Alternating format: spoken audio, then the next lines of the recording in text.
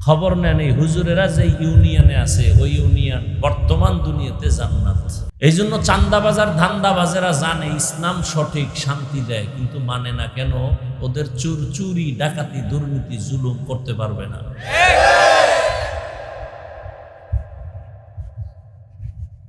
কিন্তু একথা ভালো করে স্বর্ণাক্ষরে লিখে রাখবেন এবং অন্তরে ধারণ করবেন, কিয়ামতের আগ মুহূর্ত পর্যন্ত ইসলাম ছাড়া কোনো চান্দাবাজার ধান্দাবাজ এই জমিনে কোনো দিন বিন্দু থেকে বিন্দু শান্তি দিতে পারবে না, পারবে না, পারবে না, কোনোদিন পারবে না। তুমি কোন জগতের নেতা? তোমার থেকে বড় জ্ঞানী আব্রাহাম লিঙ্কন গণতন্ত্রের মধু খাওয়াইয়াও এ জমিনে শান্তি দিতে পারে না। মাও সেতুং আদর্শ দিয়া শান্তি দিতে পারে নাই, লেনিন আদর্শ দিয়ে শান্তি দিতে পারে নাই, কার্ল মার্কস আদর্শ দিয়ে শান্তি দিতে পারে নাই।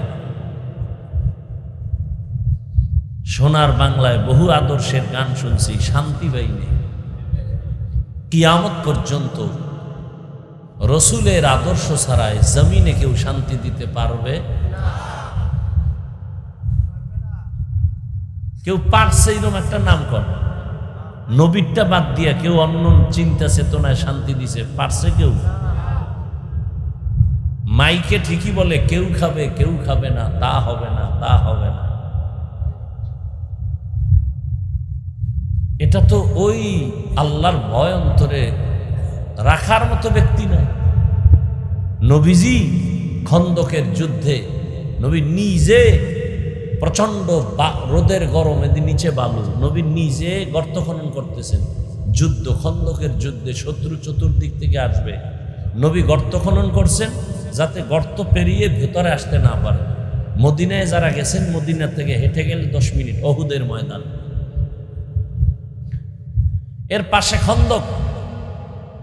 নবীজি নিজে খন্দক খনন করতেছেন, সাহাবারাও করতেছেন। রৌদের গরমে এক দলের আর সইতে পারেন, ফট করে এই নবীর কয় বাড়ি যান। কেন? কয় বউ একা পাহারা দেবে কে?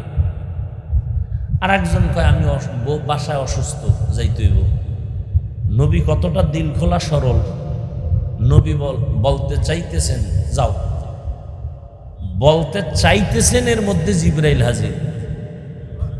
আয়াত নাজিল করে কয় নবী খবরদার এদেরকে ছাড়বেন না, সবগুলোর অন্তর খারাপ। এরা মিছা কথা কয়, বাড়িতে কোনো অসুস্থ রোগী নেই, তারা যাইতে চায় কায় কষ্টের কাম করতে চায় না। এরা সুরাতে দেখায় মুসলমান, ভিতরে নেফাকি ভরা।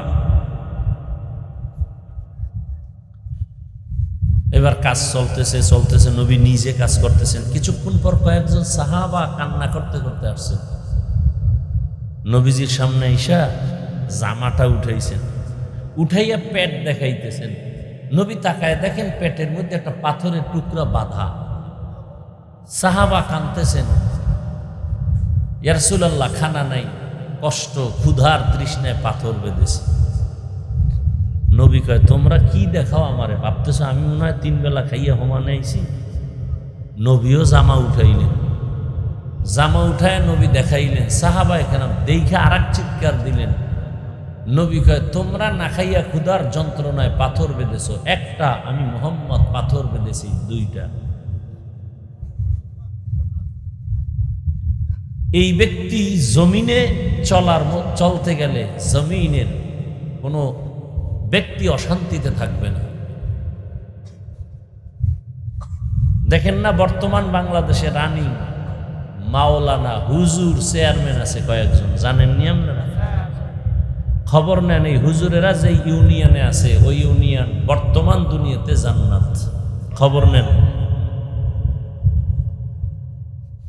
শান্তি থাকে ওখানে কিছু বান্দর থাকতে পারে, ইঁদুর বাঁদর, এটির কারণে অশান্তি। নোয়াখালী লক্ষ্মীপুর জেলার একজন ব্যক্তি হাফিজি হুজুরের কলিজার জামাতা খালিদ সাইফুল্লাহ দামাত বারাকাতুম, কি বুড়ার বুড়া, সাইকেলে উঠা চালের বস্তা নিয়া বাড়ি বাড়ি মাইপা নিজে দিয়ায় সরকারি বরাদ্দ চাল।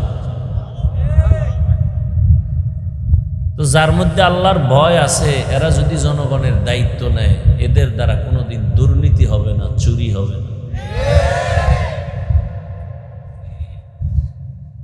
কিন্তু এদেরকেও জনগণের প্রতিনিধি হতে দিবে না, আন্তর্জাতিক চক্রান্ত। সব চক্রান্তকারীদেরকে জুতার বাড়ি দিয়া সাইজ করার জন্য আসতেছে ইমাম মাহদী আলাইহিস সালাম। ইমাম মাহদী আসবেন, পৃথিবীতে একটা মানুষ থাকবে না আল্লাহর বিরুদ্ধে, একজনও থাকবে না। এটি জুতার বাড়ি খাইয়া জাগাত কইবে তওবা করে ফেলছে, সব সোজা, কেউ মরে যাইব আর কেউ তওবা করবে।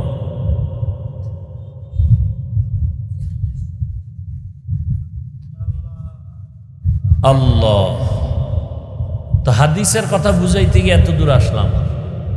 যে বলে আমি ইসলামের রাজনীতি করি না, তাকে গালি দেওয়া যাবে না, কেন? তার অন্তরে আগ্রহ আছে, করবে, সমর্থন করে। যেই বলে ইসলামের রাজনীতি নাই, তাকে ছাড় দেওয়া যাবে না, কারণ তার ঈমান নেই। নামাজ পড়ে না আর একজন নামাজ পছন্দ করে না, দুইজন কি সমান? হ্যাঁ, খুব বুঝবেন।